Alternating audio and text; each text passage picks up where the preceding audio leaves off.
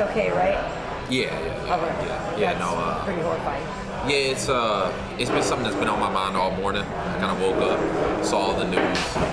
It hits a little closer to home just because I was just there, especially for a charity event. So it makes it harder when you can see where it is, you know, you see all the video and puts things in perspective too. Kind of makes it hard to talk about a fight, especially. But you know, it's really going to test my mindset and see where my focus is and make sure that I keep things. Because it could have been any one of us. So. That's terrible. Well, as you know, obviously Tony was here the other day. Has a lot to say about fighting you as opposed to fighting maybe Conor or. You know, I'm just curious what you take on this interim title. How much does it mean to you, and how much would you prefer to be fighting somebody else, maybe other than Tony? I don't know. No, Tony was always the fight to make. You know, he disrespected me. I don't put up with it. You know, especially what happened last night, it kind of, you know, at the end of the day, like, I might talk a lot of shit, like, we gonna go back and forth, you know, we might not like each other right now, but I'm trying to take money out this man's out his family's mouth. He's trying to do the same to mine. He's gonna be a little more disappointed because I know how bad he wanted, and it just ain't gonna happen. But I wish him nothing but the best, and after the fight, I hope him nothing but good things, you know. So, you know, yeah, we're gonna talk a little bit more shit. We still gonna get into it. We was gonna get into it anyway. We was gonna fight anyway, whether it was for this gold championship or not. So, you know, I'm looking forward to it. So there's nothing he said that's bothered you more than any? No, Tony don't bother me. You know, I don't see. There ain't no room for emotion in this game, especially when he talk. Like, I don't give. You know, yeah, he might just say some disrespectful stuff, man. Like, I mean, we just gonna have to get into a fight. It's cool. Like, you know, I didn't fought many of my friends, so you know, it's cool. It ain't gonna be nothing. You know, I ain't holding nothing against it. Yeah. DJ, do you have a pick in that fight? I already told him what he's got to do. I already told him it's gonna be a tough fight. You know, Tony Ferguson is well-rounded and he's very unpredictable. I would say that's his my personal greatest strength, and he's always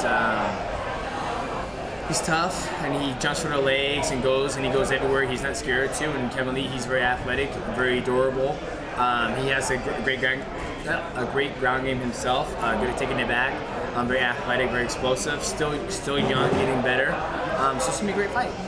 I think when you look at it and you say a man is tough, and that's his biggest attribute, that ain't good for him. He talk about all his training and running with mountains and, you know, running with the bears. Like, that's just gonna let him take a longer ass whooping. That's it. But you he know, I don't is think, good in the scramble and everything. It's not like he's more than just tough. I mean, he pulls out that darce out of nowhere. Yeah, I mean, he has a lot of things that he does well, and I've always given Tony respect. I think he's been the #1 contender for a long time. He's not afraid to fight anybody, and he's even been in fights where he's been down, come back and win. And that's something to be said about somebody like that. He's got a great mindset. He comes into the fight ready to fight. But, you know, do I think he'd go back after every time and reassess his skill? No, I think the dude's full of himself. I think he'd feel himself. He'd feel like he'd, you know, I don't know. I'm going to show all the holes in his game. I don't think he goes back and fills up those holes, you know. Every time, win, lose, or draw for me, I go back, I reassess my skill, I see where I need to make improvements, and I do. And I don't think he do that. So I think that's what this going to really show, and I think that's the future of MMA. MMA is still so new, it's still so evolving. If you stop evolving, you start dying. So I'm ready to go out there and kill him. You know, DJ, you're somebody who always keeps your composure in a fight. I don't feel like we ever see you get flustered, and Tony is a person who, like I just said, can pull these things out in a scramble. What is that mindset? I mean, there is something a little different, kind of living in that chaotic moment and being okay with it. Yeah, we always talk about it in the gym. You never want to feel something that you never felt before, first time in the octagon. So, you know, training with Matt and Brad Curtin and a lot of guys that I train with. I've trained with guys from Japan, Mizuno Sakurai, Wiki, Spencer Fisher, Jens Pulver, Rich Franklin, Matt Brown, Tim Boach. So I've kind of been through all of it. I remember freaking Matt Brown, he'll come in the gym and goes, death match. I'm like, what the fuck's that? He goes, go. And he just lighted me up. I'm like, dude, I'm 140 pounds. You're like a 170er. I'm not going to do death match anymore with you. So, and that's how I think the composure comes from. You know, I fought the heaviest hitters in this division, the best in this division, and after a while, you just go through and you gain composure with, you know, with the years you spent in the octagon. What's Borg's biggest weapon against you? What's the most dangerous? You know, all of them have different weapons. You know, obviously, you know, Ray Borg, he's young, he's healthy. Hopefully he stays healthy. And, you know, he's with a great camp, great Jackson, and we'll see what happens. You've always been, again, like I said, so composed, but how frustrated were you that this got pushed and then that didn't get to happen before? You know, it's unfortunate, you know, but at the same time, you know, like I said, I wanted to thank the UFC for calling me, letting me know that instead of finding them, you know, on the internet or Twitter, or whoever it is. But it's you know, it's only so much you can control. So now, went back home, started training again. 4 weeks passed. Here we are today. Something interesting Tony said the other day was actually, I think he even used the word upset or something when he found out that you guys were going to headline over you. Tony said that? Yeah, and it was interesting because then we said, well, did you not want to? And he said, well, I didn't say that. Again, I'm paraphrasing a little, but I feel like there was a comment made about you guys instead being the headliner. So I'm curious what you feel about that. Yeah, you know, obviously this is Tony and Kevin Lee's time. You know, I have an opportunity to headline UFC 215. It was taken away from me, so I don't see it right or justice for me to headline UFC 216. This is their card. I'm thankful the UFC were able to make this fight happen so soon and get on this card. So. Even in light of the history you could potentially be making? Yeah, absolutely. Yeah. Absolutely. Oh man, for me, I don't give a damn about it. And like to me, the fight is all the same. Whether we fight the first fight of the night or we fight in a bar, we fight in my backyard, whatever. The fight is gonna be the same. Whether we headline over, Demetrious, he gonna go out there and he gonna do his thing, and he gonna do that regardless headline, whatever. Like it's just, you know, people talk about, oh, you changed this, you changed that. Like, nah, y'all really just changing. It's just, you know, whether you want to put me in one spot or the other, it don't make no difference. To me, I'm still gonna be the same. But it is different when you're the headliner now. You know what I mean? When you're for you, I'm just saying mentally, people do recognize that it's a little bit different sometimes. Yeah, it's different for people, but for me, it's no different. No different. Like I approach the fight all the same. Once you get in there, it's me and him, and it's the same. You know, same ref, same everything else. It don't matter. Kevin, do you feel like this interim belt? Do you think it's going to become like the championship? Like, do you think Conor is ever? Yeah, I think it already is. I think it already is the for the real championship. People talk about that, like Conor being in it. To me, he got to prove to me that he's ready to fight. As far as I'm concerned, the man has lost 3 of his last 4 fights. You know, I don't even think he beat Nate Diaz the second time. So, I mean, I like a big challenge. So he got to show me a little bit. You know, he's a small dude too. He at 145. He was getting out wrestled by a dude that's 40 years old and a boxer. You know, he was beating him in the clinches and out wrestling him. And I mean, you got to show a little bit more than that to me. So after this one, maybe I might give him a shot at the title. Maybe, I don't know. We'll see. We'll see how he kind of react. Maybe he should fight Nate again and prove that he can be a type fighter. So are you saying that if Conor comes out and says I want to fight Kevin Lee, you might not take it? I mean, it'll be on my terms. It'll be on my timetable. I'll see when you know, I'm expecting to take some damage in this fight, especially you know, I'm doing the hard work. I'm doing the heavy lifting. I'm fighting Tony. Nobody wanted to fight Tony. Conor didn't want to fight Tony. So you know, it'll be on my timetable. I'll tell him when we gonna fight. If we fight on St. Patrick's Day, maybe that might make some good business for me. So I don't know. I'll see. Demetrious, Kevin, I think it's interesting both of you are here today. We look at the NFL, we look at the NBA, and there's an entire conversation out there about being socially conscious and socially aware. I'm curious on both of your thoughts on what you've seen in the other sports, and have you guys and the other fighters, facing other black fighters, had conversations about what's happening outside the octagon? No. Not at all? Okay. Okay. I seen, you know, I really had to take my hat off to LeBron James. I seen his whole press conference. I had so much respect for him for that, just because they could crush the man. When you don't have to do that, and he stood up the way that he did, it's just a big inspiration for me, especially as a black athlete. You know, like for some reason everybody want to shy away from it. Like that's just what I am, and that's the kids that are looking up to me. I'm trying to show them we came from the same situation. With a little bit of face punching, a little bit of hard work, a little bit of dedication, shit can be different. Now, to me, the way to solve it is to change those kids' minds, you know? Change, like I said, I started this hashtag 25 to life because when I was growing up, I was never a bad kid, but I always thought for some reason that I'd be in jail at this time, you know, that I'd be doing 25 years for no, you know, it's just the way that my mindset was. So I want to change that and say that you can be a world champion at 25, and really a gold belt don't make a difference in it. You know, you can think like a world champion even when you're 19 years old, and that's what I try and bring to my brothers. That's what I try and bring to the kids that grew up like me too. So for somebody like LeBron James that's already been there, done there, the man got $1 billion. You know, he got enough money to run a country. And for him to stand up for the little folks, I really had to give him my hats off to him. I just wish that my voice was a little bit bigger. I think with that gold belt around my waist, it will be. So, you know, we'll see. Conversation with you and the other fighters just about anything regarding this at all? No, but we should. Are you talking more about like the national anthem, people doing that stuff, or just the anthem, any type of protests are being unified? I mean, that's kind of some of the verbiage that's been coming out in some of the other leagues. Look, at the end of the day, the real important thing is creating a dialogue. You know, getting people to talk about it. It's crazy that I can't think of no other protest that gets backlash. You know what I mean? Nobody comes out against, you know, breast cancer awareness and say, oh, you shouldn't be standing up for this, oh, you shouldn't be standing up for that. The fact that people are standing up against a protest is kind of proof in itself that shit ain't right. You know, that we need to keep having these talks, keep having these dialogues, and that's really all I think that people are trying to do is create that. And to have somebody like, I mean, I ain't gonna, you know, I ain't even gonna say that because then I'd be no fuck. I mean, yeah, I mean to have somebody like the president that people like look up to, you know what I mean? Like to have him like creating a rift between people just don't make sense. It's ridiculous. I'm gonna bring it back to the octagon now.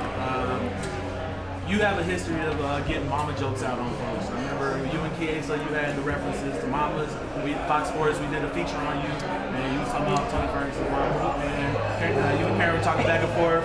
I talked about Tony Ferguson mama. Your quote was when we interviewed Joe with your mom, and you said, "Well, my mom's probably gonna be crying during the fight, but his mom's gonna be doing more." Oh yeah. So I just noticed we picked. Yeah, no. Okay, well look. It wasn't no mama joke even said to. It wasn't even no mama joke said to Chiesa. I told him that his mama gonna be there, so show up. I ain't think the man was gonna show up. That, you know, that ain't really a mama joke. You know, look, I keep it real with people. Like, I'm gonna tell you the truth. You know, whether you like it or not. And I'm keeping it real. His mama was there. I seen her. She was there.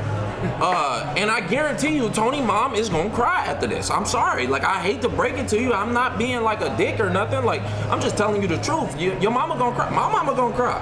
She is. But she gonna cry tears of joy, I'll tell you that.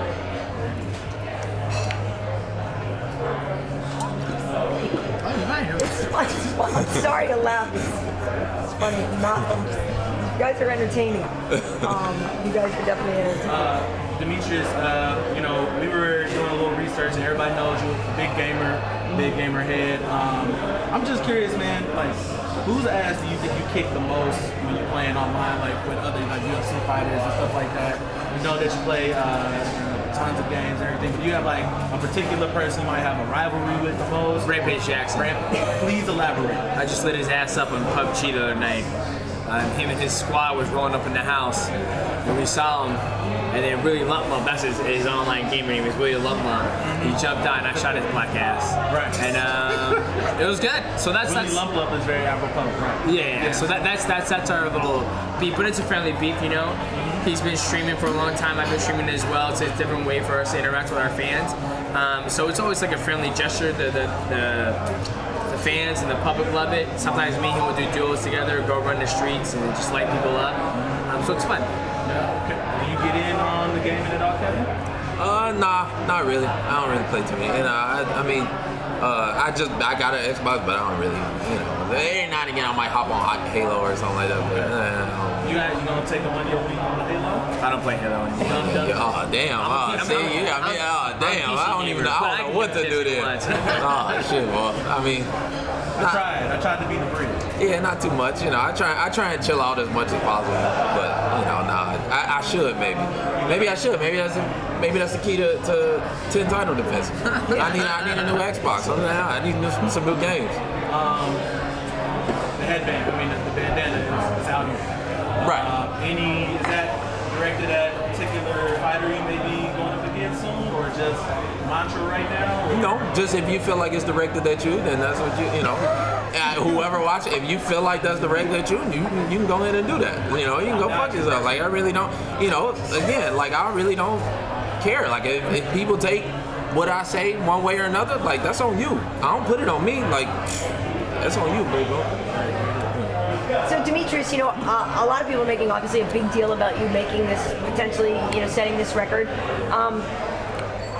It's almost frustrating, like, to how calm you are about it in a way. Not frustrating, but like it seems so matter of fact to you when it really is a big deal. I mean, you recognize that, right? Yeah, absolutely. I mean, I've been here before. I've done multiple title defenses before. So for me, you know, me getting amped up or wasting energy does no good. You know, at the point, I'm chill, relaxed, drinking my water, make sure weight's on point, make sure I'm staying healthy, banging out all the media, and then, you know, when I step in the octagon and go out there perform, you know, yeah, it's a big deal. But what will it mean if you are able to do it? I mean, the world, obviously, you know, there has been another champion out there to have this many consecutive title defenses year after year, you know, and it's just not that. Just trying to stay healthy, always improving, going out there trying to finish my opponents, passing on my drug test, just a little bit of combination of everything, you know what I mean? And then if I get past this number 11, hopefully I'm healthy, then maybe I could do another one, maybe 12, maybe 13, then we'll go from there. In the past, do you have a fight that's your favorite, or just one that, you know, you had the most fun in or meant the most to you, any of these wins? No, they all mean something to me because every single one of them, I've gone through something different. You know, the first Dotson fight to the second Dotson fight, you know, there's a lot of animosity there. You know, with the first Joseph to the second Joseph, the Kyojo Uguchi. So I have something hold dear to my heart to all those fights. And you had gone a very long time without having injury or anything like that. And it seems like still your odds are better than a lot of other fighters when it comes to that. But was there something that had happened that time? Did you change something in training? Was it when I was doing for the Wilson Hayes fight, or just too quick back to back? You know, I mean, I told everybody the other day, like, if for something was to happen with this fight and it fell off, I'll take the rest of the year off. I wouldn't fight for this year. I'm like, I'm done. They were like, why? You haven't even fought yet. You fought once a year. And I was like, well, dude, it's not, the fighting doesn't put the mileage in the body. I mean, the fighting's easy.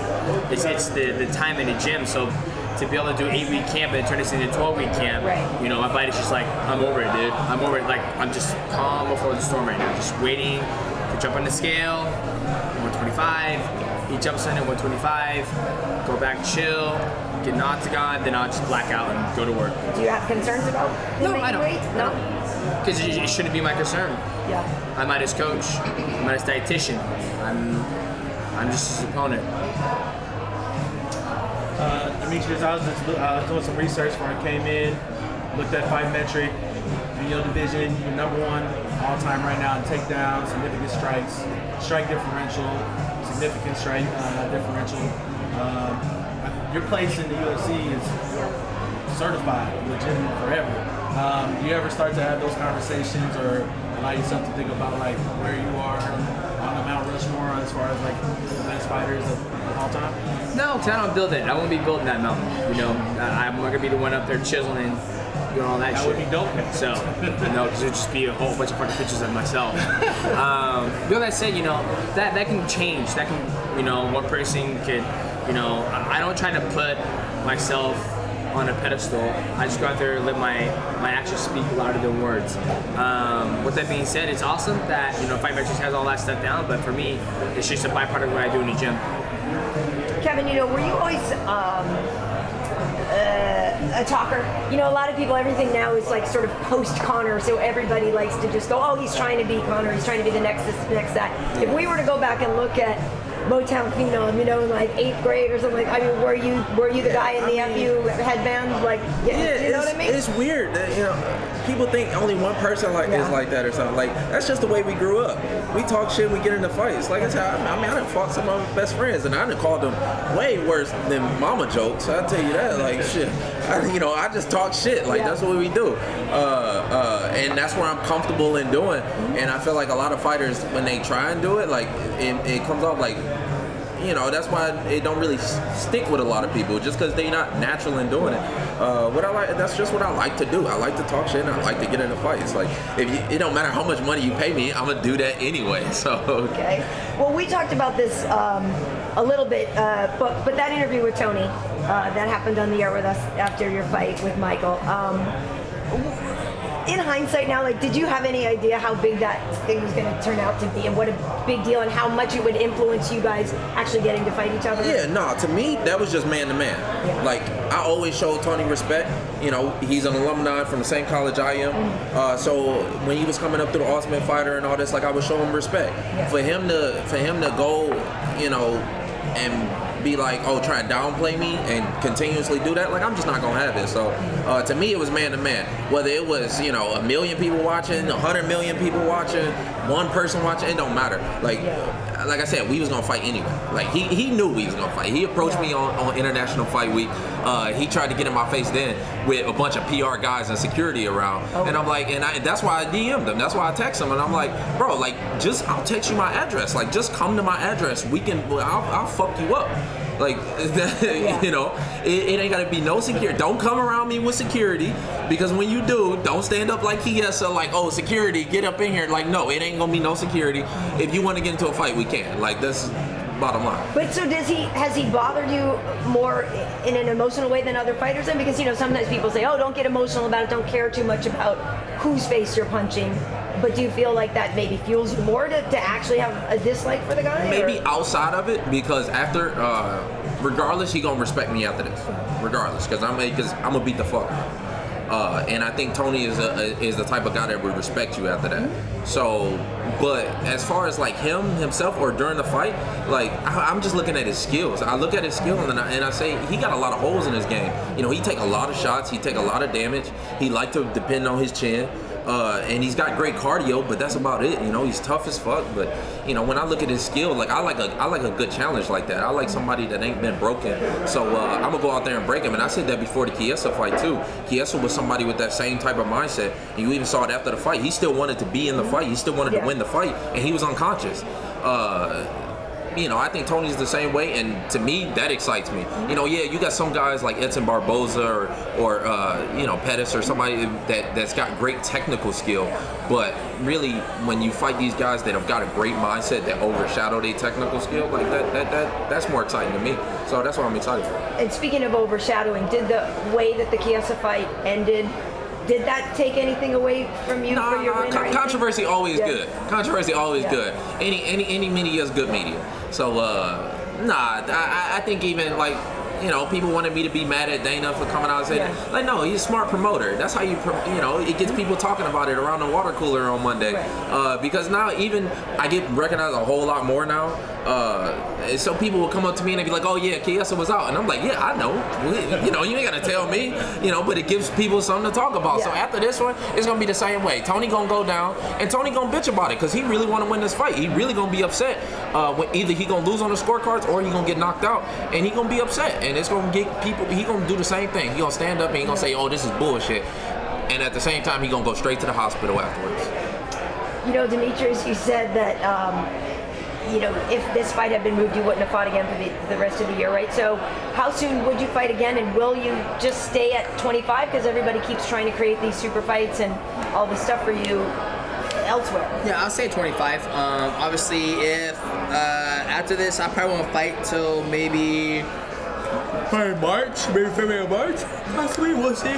But yeah, I'll say 25. I mean, last night went out to dinner, had 2 chicken breasts with mashed potatoes, broccolini, it was seasoned, had all the good goods on it. You're killing him. And I woke up weighing 138.1. Yeah, okay. So it's still not a problem for you to make the weight. No, it's not. I mean, the only time I get to like 142, 143 is I have a rack of ribs with a delicious Modelo and some stout. It's okay, babe. It's okay. I can eat whatever I want and still be able to make this. Well, I'll still make the weight, but when I'm eating whatever I want, that's painful to watch, to be honest with you.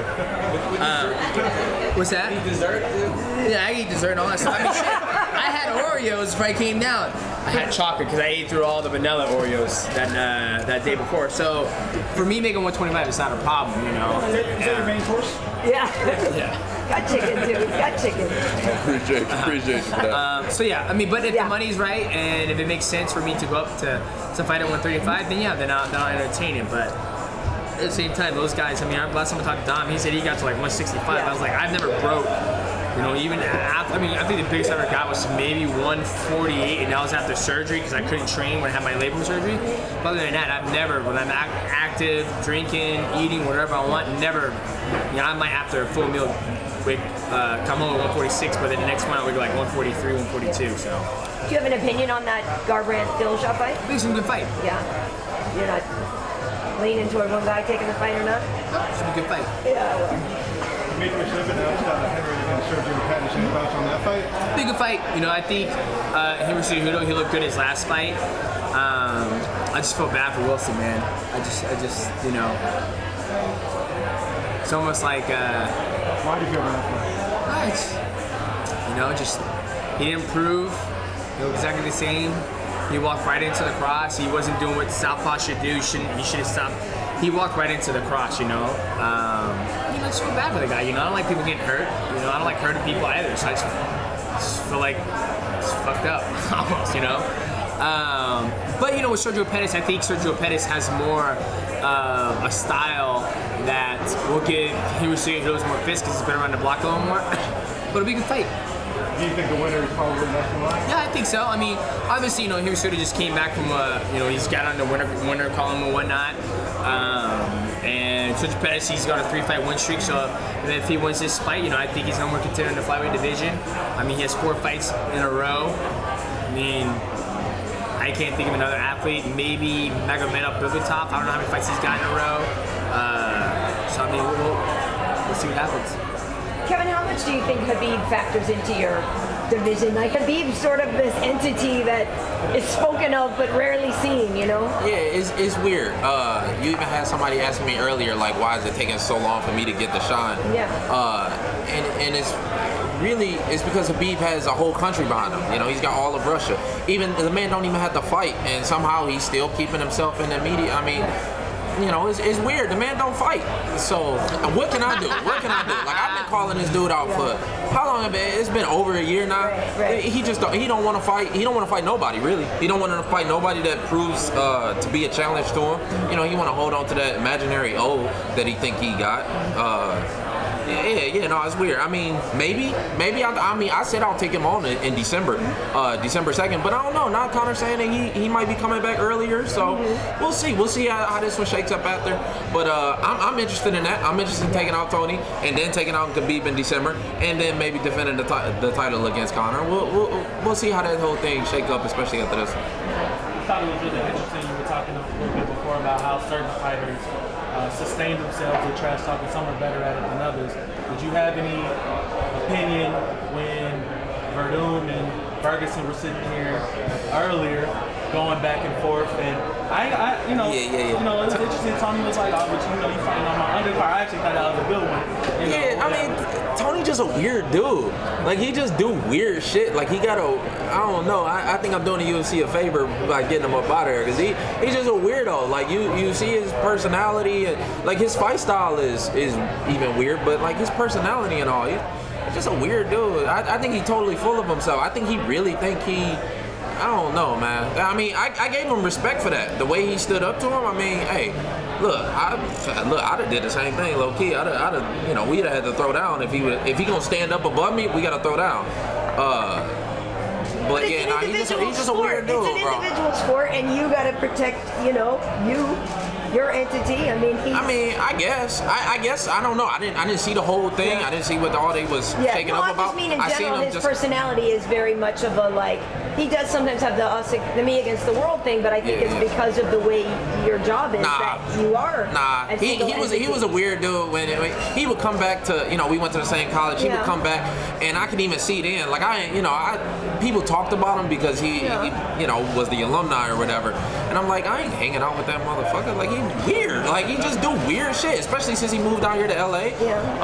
I mean, I ain't gonna talk. Look, I'm in LA now, so I ain't gonna talk too bad about the folks, but you know, look, I listen to Joe's podcast. Eddie Bravo is on there every now and again, and I know they be into some weird shit. So I don't know if so I ain't gonna put my man business out there like that. I mean, he got the sunglasses on for a reason, indoors. You know, it ain't cause he tired. You bring up a question. How many times were you guys both tested before this fight? I think 3 times Yeah, for me. 3 times. Yeah, they be trying to stay on my head. Yeah. What about you, DJ? Not once since after the cancellation of this fight. Right. So other than that, I can't keep track. Can they track that HFN though? No, they cannot. They cannot. HFW, sorry. HFW. He tried to bring that up during that little conference call, and I didn't even really know how to respond to it. Like, that's the most ridiculous shit that I ever, like, and really, like, I'm gonna really fuck him up for that. Like, I would fuck him up after that if he keep bringing up that. I mean, come on, that's fucking ridiculous. Like, I've been working my whole life for this shit. To try and take it away from me, like, that, it just ain't gonna happen. It's fucking ridiculous. BJ, popular hot take after the cancellation of the fight with Borg was, oh, DJ had this coming because you didn't entertain the Dillashaw fight. Do you have any sort of reaction to people who are feeling like wishing bad things for you just because you wouldn't take a fight against the guy who's not even in your division? Nope. I mean, does that affect you at all, like, in any way, shape, or form? You've got a lot of fans, obviously, but you got a lot of detractors as well. Nope. Nothing whatsoever. Yeah, you can't let the hate affect you. For what? Let them folks hate. It's my motherfucking puppets right here. Yeah, let the motherfuckers hate. Look, they gonna hate. They gonna hate regardless, right? Yep. Right. You gonna still make the same amount of money. Let the motherfuckers hate. As the great Danny Castillo always said, enjoy going to work on Monday, my friend. You guys are like Key and Peele now with the Obama sketch. See, I'm trying. Kevin's just keeping it real over here for you. Say, look, and I'm giving my man some pay-per-view points. Like, I'm expecting a little, 5%, like something. 5%? We know. All right. All right. That's funny. That's funny. It's good stuff. It's good stuff. That's it? Yeah, smooth. There we go. Bam. Smooth. Can we get? Are you guys gonna pose? Yeah. Stand up. Oh, stand up. Perfect. Nice. There you go.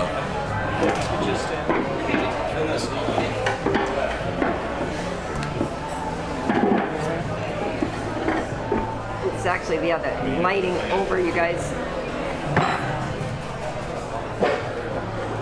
This is where you guys face off. Yeah. I think he's around. I'm right here. Okay, then Chris breaks it up. One at a time? Yeah. Oh no, I thought we were doing an actual face-off. I was gonna get it. Look, I had some shit to say. He was talking about your meals. Nice. That is funny. Like you over there eating like a fucking rabbit. I mean like a beast. That's what I mean.